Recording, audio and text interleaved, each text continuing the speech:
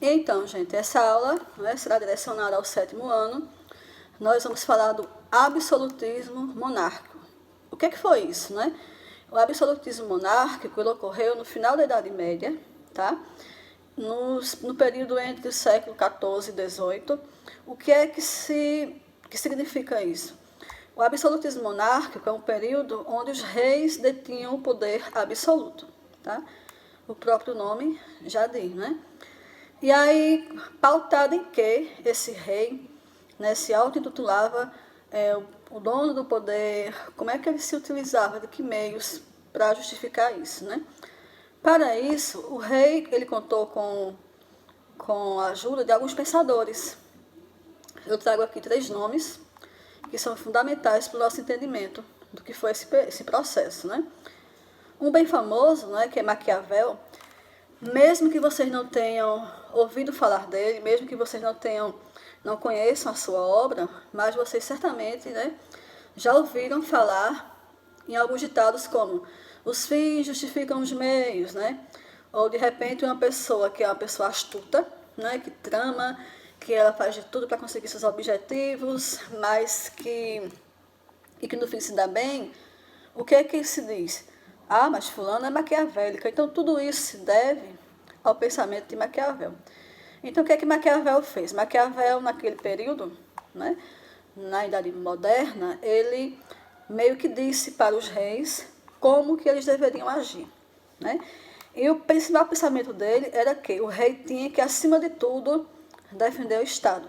Não importasse o que ele precisava fazer no meio do caminho para alcançar esse objetivo, tá?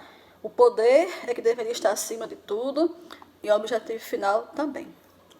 E aí Maquiavel, né, ele procurou lançar esse pensamento através de algumas obras.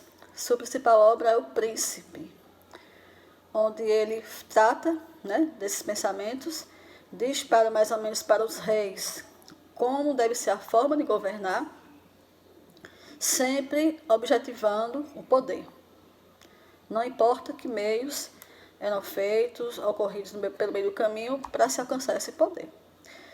E aí tem outro pensador também, que é Thomas Hobbes. Ele é bem interessante, Thomas Hobbes, porque ele fala do contrato social. O que seria esse contrato social? Ele diz que o homem ele é um ser, o seu próprio lobo, né? O seu próprio monstro. E que o homem ele precisa de leis, de regras para viver em sociedade. Então, de uma forma mais clara, mais objetiva, é mais ou menos esse o pensamento dele. E Thomas Hobbes ele fala o seguinte, ele diz que o homem precisa, né, que é interessante que ele transfira seu poder de decisão para uma pessoa, né? Essa pessoa, no caso, o rei, tá? No caso, o Estado, mas na pessoa do rei, tá? O rei ele queria regulamentar a vida em sociedade, o rei quem diria as regras, o rei quem criaria as leis, porque precisavam desse poder centralizador para controlar os instintos humanos. Ora, se uma pessoa furar o seu olho, você não pode ir lá e furar o olho da outra pessoa, né? Para isso tem leis, para isso tem regras, para isso teria o Estado para controlar esse comportamento em sociedade, para ditar como que as pessoas deveriam se comportar, tá? É o chamado contrato social.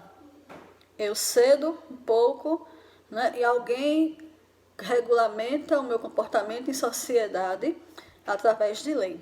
É mais ou menos isso. E aí tem outro pensador que é Jacques Rousseau. O que é que Jacques Rousseau diz? Rousseau fala que esse é o mais simples de entender inclusive, né? São 3 pensadores, tá? Maquiavel, Thomas Hobbes e Rousseau. Rousseau diz o seguinte, Rousseau diz pra gente que o rei, ele tem poder absoluto porque ele é uma figura divina, né? Então, se o rei fosse lá e matasse 100 aldeãos, né, não tinha problema, porque o rei tinha um poder absoluto, né? Foi Deus quem mandou ele fazer aquilo. Então, o rei se auto-intitulava, né, procurador de Deus, ele se auto-intitulava como se fosse um representante direto de Deus na terra. Então, quem queria se opor a esse homem? Porque quem estava se opondo ao rei estava se opondo às forças divinas, né? Então, era um pensamento muito forte, inclusive, né, uma forma de acalmar os conflitos sociais, de impedir que, por exemplo, os camponeses desejassem ser rei, porque ele nasceu pobre e miserável, porque Deus quis que ele fosse pobre e miserável. Então, logo, ele não podia, de forma alguma, almejar a posição do rei. E que ele tinha que trabalhar a vida inteira para sustentar o lucro, a vida luxuosa dos monarcas, né? Então, era assim que funcionava. Nós temos depois, né, a questão do absolutismo francês, na figura de Luís XIV, que foi um rei belíssimo, né, um rei vaidoso, que além de ostentar o seu poder, ele ditou regras, né, regras francesas, etiquetas de comportamento, que se espalhou pela Europa e pelo mundo todo. Tá? Etiquetas de como se comportar à mesa, de como pôr uma mesa, né, que a gente traz até hoje na nossa cultura. É chique, né, postar uma mesa bem arrumada, é chique, falar de tal maneira, se vestir de tal forma, né? De onde é que vem essas regras? Vem principalmente da França, no período de Luís XVI, porque a burguesia, os reis, eles tinham necessidade de se mostrar diferente do resto dos mortais, né? Ele tinha necessidade de se destacar, eles tinham. Então, a roupa, a forma de falar um com o outro, as vestes, as perucas, as cores que se usavam nos vestidos, né? Então, tudo isso dizia que aquela pessoa era de uma posição social alta ou de uma posição social menos abastada. Então, é mais ou menos assim. Dentre esses reis, né, eu trago destaque especialmente para a Rainha Elizabeth, na Inglaterra. Ela é da dinastia Tudor, né? Ela, para mim, ela é a primeira feminista, né, de destaque na história da humanidade, porque Elizabeth, mulher, assumiu o reinado na Inglaterra, né, rodeada de nobres, homens machistas, né, e que não queria de forma alguma que ela fosse rainha. Ela conseguiu ser rainha, que era filha de Henrique, do rei Henrique, e assumiu o poder da Inglaterra. Mas aí a vida toda ela sofreu muita pressão, especialmente dos nobres, para se casar. Mas Elizabeth não queria se casar e não se casou e conduziu a Inglaterra, né, com mãos de ferro. E, inclusive a economia nesse período ela ascendeu bastante, a economia inglesa, graças às suas táticas, né, à sua forma de governar. Então é mais ou menos isso que eu estou trazendo para vocês hoje.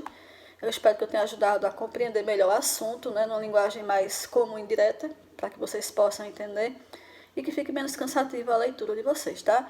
É bom a gente estar sempre lembrando, né, e reportando a nossa atualidade.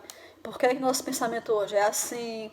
Por que a gente tem essa forma de se comportar à mesa? De onde veio isso, né? Veio lá de trás, de Luís XIV, França, né?